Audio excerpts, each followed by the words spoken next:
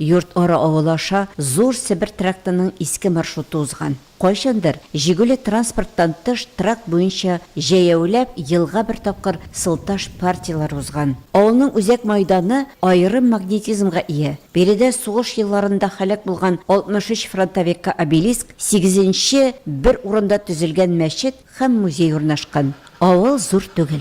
2 урам 100-гә якын кеше яши. Көчүмхан исән була әле аның нигезе салынганда. Шатлар дәһшәтле батырлар, барлык сугышларда да катнаштылар. 2 бәйрәмне йорт аралар шын дип саный. Бу җирләрне ясак түләүдән азат итеп, шәхси биләмәләргә алган көнне һәм 2018 елда Шат татар утары музее комплексы ачылуны. Без авылга килү җитүгә беренче төркем туристларын очраттык. Я даже не думала, что недалеко вот от Новосибирска вот вообще есть такое поселение вот коренных татар. И вот я вообще глубоко взволнована. Я так рада, что приехала сюда. Көн сайын Шат татар утарының ишек алды тулы кунаклар. Бүген монда Новосибирск академия шәһәрчегеннән галимнәр, хатын-кызлар хәрәкәтендә катнашучылар, активистлар. Менә бу җирдә без аны рәхмәтләрне бик зур әйтәбез Навил Хасановичка, ул инде идейный вдохновитель. Ул бөтен аның идеясы, аның эше безгә хәзер татарларга бар кая барыга. Без монда киләбез игә күбек. Безнең хәзер татарларыбызның иебез бар. Кая килергә?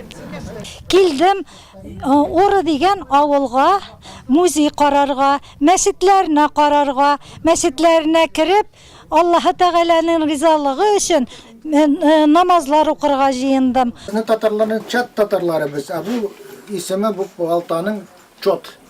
Менә бу палтаны бер күрегез менә. Шат татар утары музее откан грант акчасына төзелгән. Планда авылны этнотуризм объекты буларак үстерү. Талайлана, ифәгә бәйләнә, без аларга бәйләнмибез, алар безгә бәйләнә. Biz olay түгел идек, biz булай түгел идек, сайрамаган сандугачны сайрата торган идек. Шат авылында үткәрелгән көн монда килүчеләрнең аңын үзгәртә һәм стереотипларны җимерә, дип язганнар туристлар фикерләр китабында. Авылда яшьләр өчен эш аз булса да, аларның үз тамырларыннан аерыласы килми. Бу хакта шәҗәрәле ата-бабалар аллеясы да сөйли. Ныклы хәтер, нык халык. Новосибирск өлкәсенең Йорт-Оры авылыннан Елена Сафюльна, Ялгасыр каналы.